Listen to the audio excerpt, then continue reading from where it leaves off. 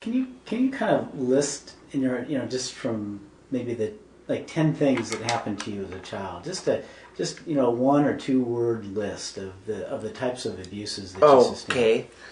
Okay. Sexual abuse. Also a lot of physical abuse. Once he punched me. Well, he did this a lot. He'd hit me. He'd always hit me, and I'd get a nosebleed.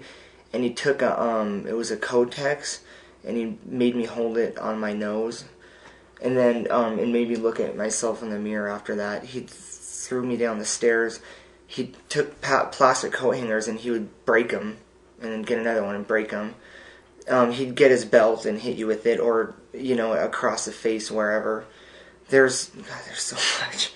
There's so much. One thing I hated he'd do is he'd throw water on you and make you stand outside, even if in the winter. He'd make you stand on the back porch if you're too hyper or rowdy. And he'd do this other thing called, he'd make you jump, but that wasn't really that bad because you just had to jump up and down. And that didn't bother me. And it's like the physical and sexual abuse, like that was bad, but the psychological abuse I think was the worst because he wouldn't, like I didn't have a name. He always called me little faggot, little bastard.